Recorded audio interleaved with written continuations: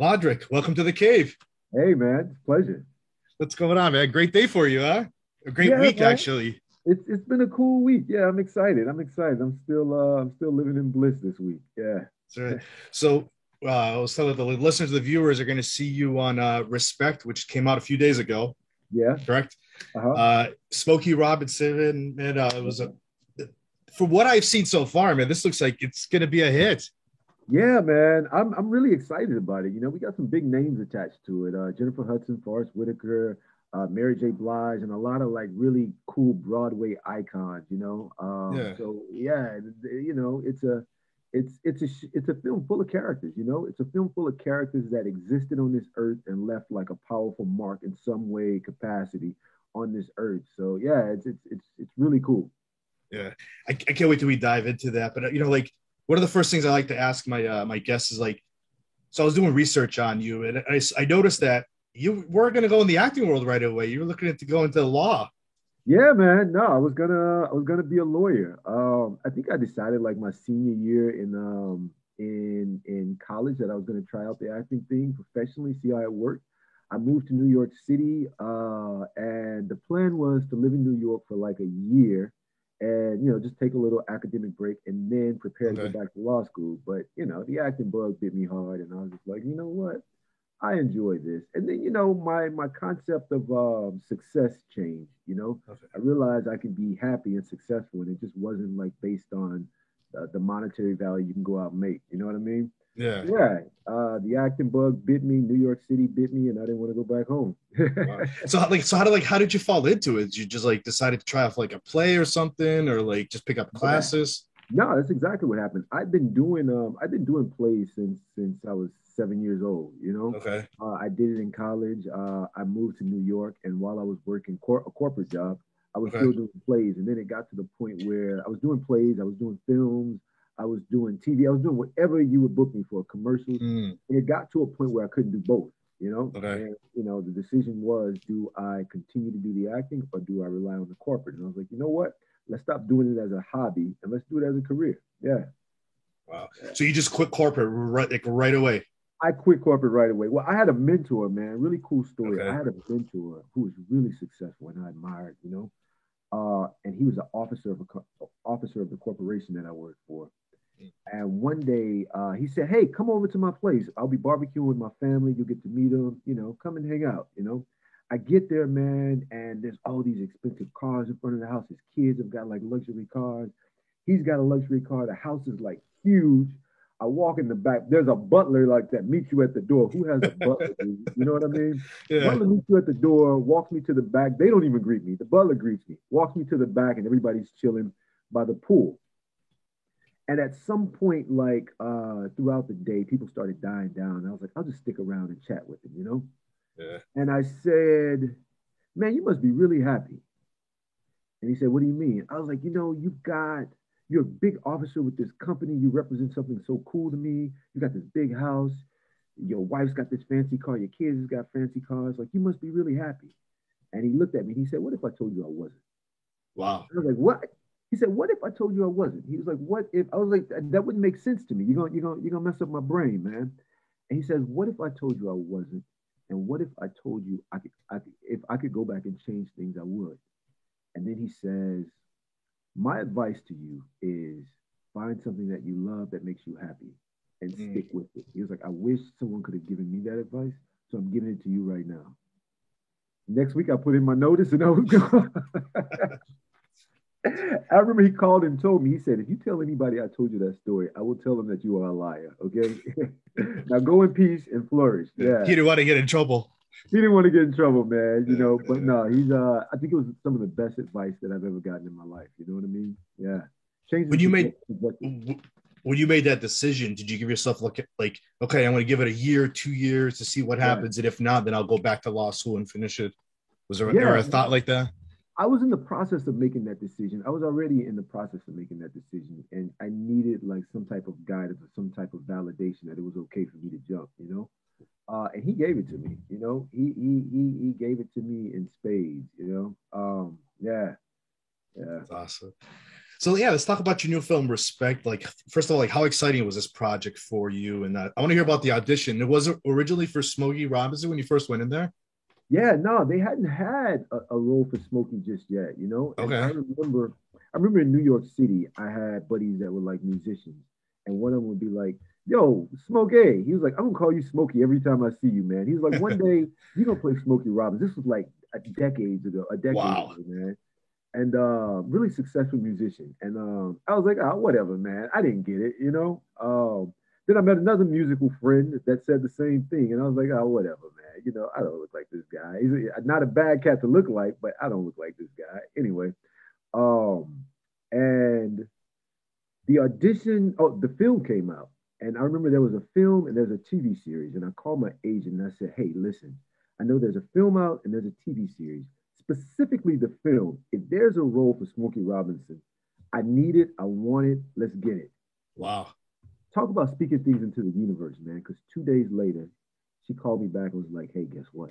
I got you an audition for this role. It's Smokey Robinson. It's in the film Respect. They're adding him to the film. Boom. We auditioned for it. They gave us a call back. We submitted the call back. They told me on a Saturday I booked it. Sunday I was on the plane. Monday we were shooting. Wow. So it was just Yeah. was it a live audition or was it virtual at first? It was the first one was virtual and the second one was live. Yeah. Wow. So Yeah. when was this filmed? Before the pandemic or after Yeah. or during the pandemic? Nah, man, we were lucky, dude. We shot it all right before the pandemic, right when I Yeah. think they wrapped and they yelled cut like a month or so later. Everything got shut down. So we were lucky. I think they just pushed the release back because it was supposed to come out August of last year. I think Okay. they pushed the release back perfectly because they just wanted, it's my assumption, I'm not quoting Mm. anybody. My assumption that they just wanted to have people in the theater, they wanted to make Yeah. it convenient and for people to leisurely come to the theater again and enjoy a film. Wow. So people were calling you Smokey. You get this part. How do you prepare to play such a like a pretty much a legendary role? Yeah, man. No, it came It's in like, waves, do you bro. feel any pressure? Yeah, I'm gonna tell you, it was like stages of grief. You know how like there's like six, I forget how many stages of grief there is. There's like stages of crazy when you Yeah. play a living legend who you idolize, which is Smokey Robinson. I remember when I found out, of course, I was excited and like over the moon and I was Mm. ready for a party, man. But then they were like, okay, well, you shoot on in a few days. You start shooting in a few days. So it went from excitement to wait a minute, this is a living legend who you idolize who still exists here. You know what I mean? Yeah. And you have this much time to put this package together. That's when crazy anxiety and intimidation kicked in, man. And it wasn't until like we immediately jumped into the research because again, there wasn't a lot of time. I immediately jumped into the research, and I remember I listened to every album, and I put the albums on repeat as I did the research. And the one cool thing that hit me, I was like, oh, this guy, wait, this cat writes all of his music. You know what I mean? And on repeat was this story that he was telling me. It was a repetition of this charismatic man who smiles, but there's something so much more and deeper behind the smile. I remember in Tracks of My Tears, he says, "My smile is my makeup I wear since my breakup with you." Then there's another song called "Tears of a Clown." Hello, you know what I mean? I was like, oh, this guy's telling me something. This guy's saying that behind this smile, behind this charismatic guy, is something much more deeper. And then Mm. as we did the research, we started finding that out. And it was like, okay, let's use this smile as a cover for all those cool things that he has lying dormant underneath that you don't get a chance to see. You know? Mm. Yeah. Wow.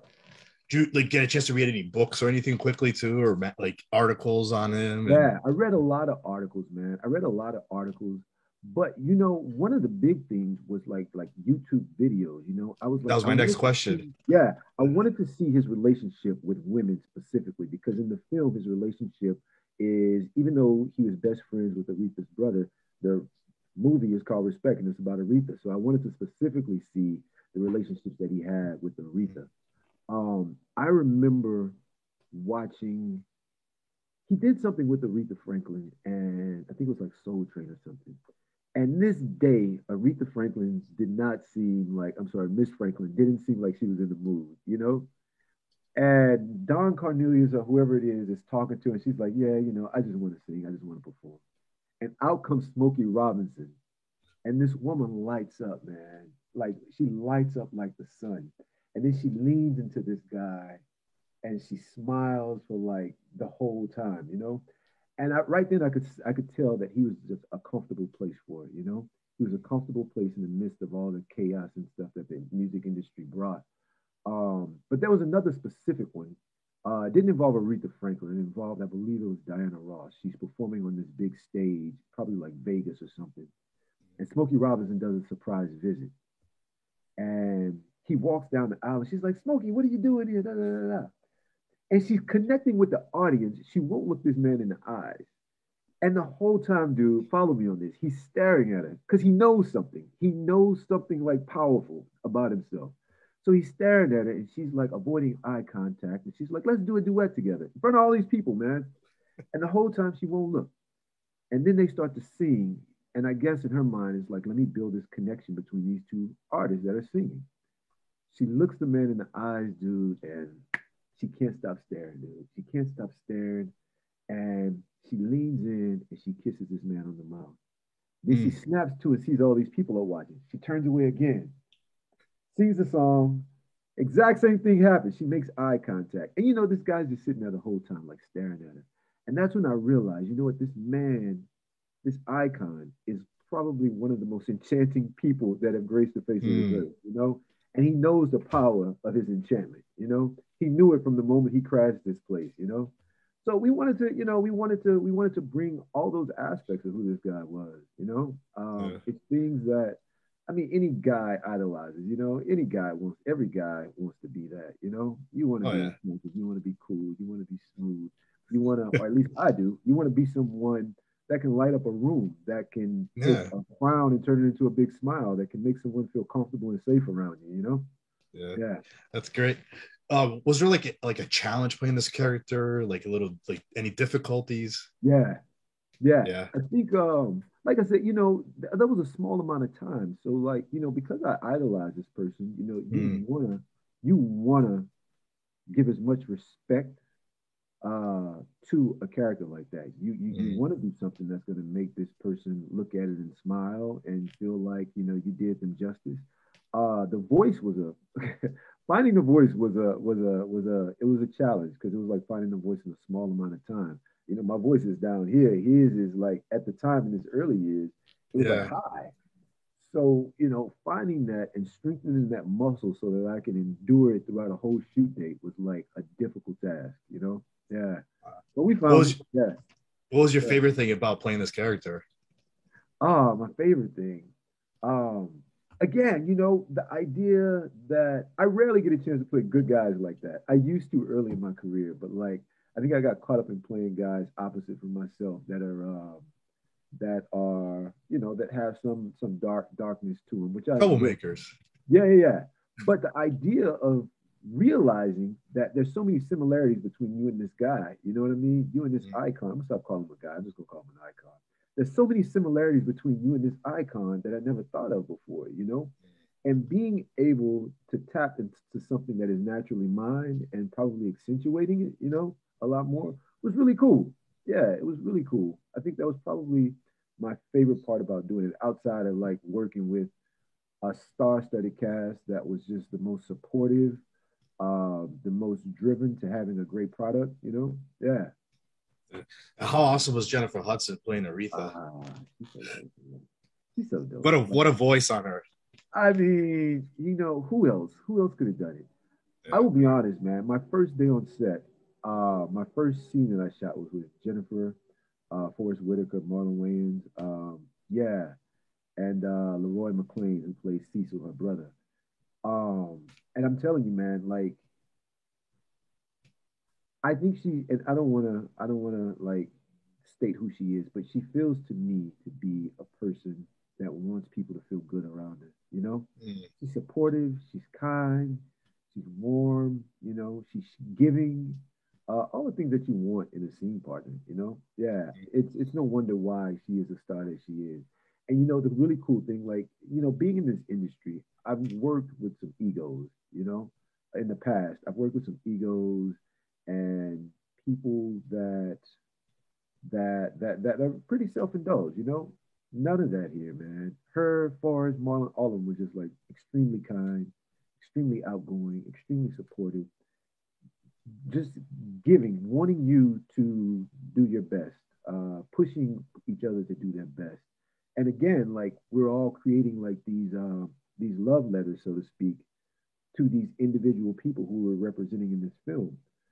So from day one, there's like a strong drive and a strong passion, and a strong support system to make sure that we were all, sealing these letters for these people with something special, So it was inspiring, man. It was really inspiring. One of my favorite quotes for myself and mottos for myself is I'm a student always. No matter what situation I'm in, I'm always at some point in the corner, this little kid in the corner, trying to absorb something and trying to learn. So to be placed in a position like that with some, people who you really respect in this industry, like it was it was not only a colleague and work situation, but it was also a student situation, where you can just sit, learn, and absorb. Yeah. Was there a the way you're mentioning, the way you're talking about like learning, like was there a working with like big names like that? Any tips from them working on a film Yeah. like this? Yeah, I try not to violate people's personal space because I know how I am when I prepare. So just Yeah. watching was enough. Watching how, how they each take inventory of themselves in between Mm. takes and how they each prepare. Everybody's different. How they each prepare to go into those scenes. How they maneuver themselves on camera throughout those scenes. How they set themselves up. It was all like really, really good learning lessons to watch. Yeah. And some of it you take, some of it you try to apply to yourself, see how it applies to you. Some of it you say, oh, that's their stuff that works just for them. But yeah, the idea of seeing, like, especially Forrest Whitaker, like Mm. I can't tell you how much I respect his work. So especially to see, how someone like that prepares Yeah. and how someone like that, when the camera stops, how they go into a corner and they come out like full of life. They come out full, ready to go. Yeah, yeah. When you finish this project, like how excited were you for the release and for your like family and friends to see it, and what was their reaction after they saw it? Oh man, it's been the coolest, man. I'm glad you asked that question because it's been like I just got back. I went home for a few days after the premiere on Sunday, just to be with my family for a few days. Yeah. And my high school graduating class, man, they went they sent a post out. Social media is a magical place because you can contact everybody and their mama on social Yeah. media. They sent a post out saying, "Hey, let's support Logic. He's doing this. Like, let's go and show our support." And they're all over the globe at this point. Mm. So they all posted photos of them like in groups and wherever they were, Dallas, Texas, That's awesome. London, Miami, New York, Louisiana, in droves going out to this place. My family, they reserved I think they reserved the theater, but like they went in like droves and bought extra tickets that they gave to people. Wow. Like I come from a very supportive place, man. And at times, like I'll be honest, at times like I question people's intent.